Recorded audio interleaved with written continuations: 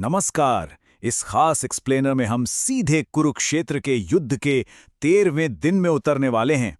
आज हम सिर्फ इतिहास के पन्ने नहीं पलटेंगे, बल्कि बहादुरी और सर्वोच्च बलिदान की एक ऐसी कहानी जिएंगे जिसे सुनकर आज भी सच में रोंगटे खड़े हो जाते हैं।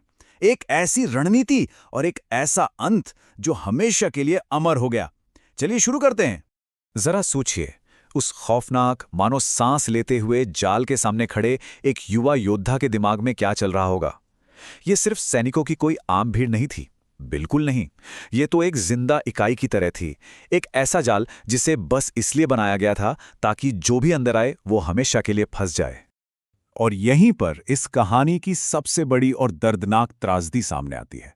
देखिए, अभिमन्यु के पास एक ऐसा अविश्वसनीय ज्ञान था जो किसी और के पास नहीं था। अपनी मां सुभद्रा के गर्भ में ही उन्होंने इस व्यू को भेदना सीख लिया था। कमाल की बात है ना?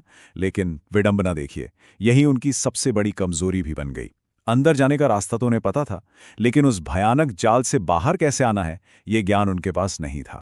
तो आखिर ये चक्रव्यूह असल में था क्या? मान लीजिए, ये कोई आम सैन्य संरचना तो बिल्कुल नहीं थी। गुरु द्रोणाचार्य द्वारा बनाया गया ये कई परतों वाला एक बेहद जटिल जाल था।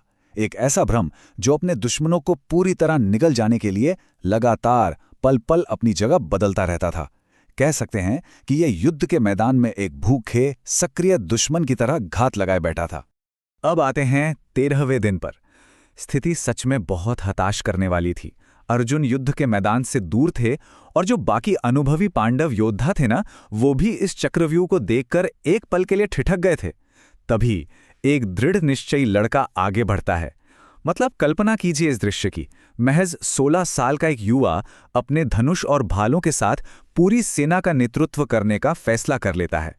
और ये सिर्फ साहस की बात नहीं थी, उनकी रणनीति भी ना एकदम तेज और शानदार थी। सबसे पहले चक्रव्यूह के बिल्कुल अंदरूनी किनारे पर घोड़ा दौड़ाना, फिर पलक झपकते ही दुश्मन की सुरक्षा में कमजोरियां ढूंढ निकालना, और अंत में गोल गोल घूमने और अचानक से तेज हमला करने के बीच एक गजब का संतुलन बनाना। ये कोई आम हमला नहीं था, ये पूरी तरह से एक सोची समझी और डायनामिक स्ट्रेटेजी थी। जैसे जैसे मैं गोल घूमकर आगे बढ़ा, मेरे दिल की धड़कनें तेज होती गईं। हर बार जब कोई दुश्मन गिरता तो वहां कुछ पलों के लिए पूरी तरह अफरा तफरी मच जाती। इस बात से हम उस तेज उत्तेजना और उस 16 साल के योद्धा के धड़कते हुए दिल को लगभग महसूस कर सकते हैं। वो अपनी हर एक चाल से दुश्मनों के बीच खौफ पैदा कर रहा था। लेकिन रुकिए, ये चक्रव्यूह भी इतनी आसानी से हार मानने वाला कहां था। इसका बर्ताव सच में बहुत डरावना था। जैसे ही कोई सैनिक गिरता, उसकी जगह तुरंत नया सैनिक ले लेता। खाली जगह पलक झपकते ही भर जाती थी। ढालें फिर से लॉक होती और एक नई मजबूत दीवार खड़ी हो जाती। ये भूल भुलैया अपने हमलावर को कुचलने के लिए खुद को लगातार बार बार फिर से बुन रही थी। जैसे जैसे वो गहराई में गए, एक के बाद एक परतें टूटती गईं, लेकिन सैनिकों की दीवारें अब और भी करीब आने लगी थीं। अंदर की जगह सिकुड़ती जा रही थी। हर तरफ से ढालों का वो कुचल देने वाला दबाव वो लगातार बढ़ता ही जा रहा था। इसे देखकर ऐसा लगता है मानो अचानक हवा कम पड़ने लगी हो और सांस लेना भी मुश्किल हो गया हो। एकदम दमघोटू माहौल। और फिर आखिरकार वो उस चक्रव्यूह के बिल्कुल बीचों बीच पहुंच जाते हैं। सामने था मुख्य लक्ष्य, दुर्योधन। लेकिन जाहिर है वो अकेला तो था नहीं।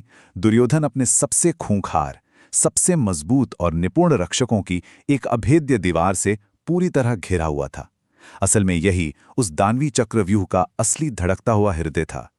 और ठीक इसी पल एक बहुत ही भयानक सच्चाई सामने आती है। लक्ष्य को पकड़ना अब लगभग असंभव हो चुका था।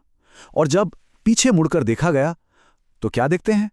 अंदर आने का वो रास्ता जो बस कुछ ही पल पहले तक वहां था, अब पूरी तरह से गायब हो चुका था। एकदम साफ।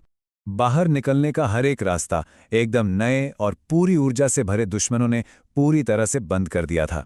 उनकी ढालें अब आपस में कसकर लॉक हो चुकी थीं। उस थके हुए हांफते घोड़े के लिए अब मुड़ने की या आगे पीछे होने की कोई जगह ही नहीं बची थी। नियंत्रण जो अब तक अभिमन्यु के हाथ में था, वो अब पूरी तरह छूट चुका था। सच कहें तो अब बाहर जाने का कोई रास्ता बचा ही नहीं था। चक्रव्यूह की पकड़ पूरी तरह से कस चुकी थी और हर तरफ से हमले अब और भी ज्यादा तेज होते जा रहे थे।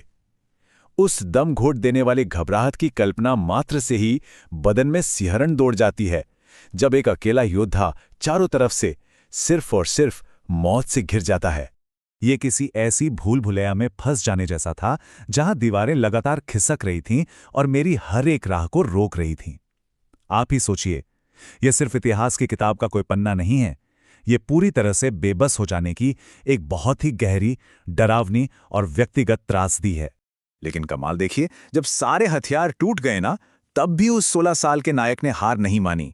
अपनी गजब की सूझबूझ और उस हताशा के क्षण में उसने अपने उसी टूटे हुए रथ के भारी भरकम पहिए को उठाया और उसे ही तेजी से घुमाना शुरू कर दिया।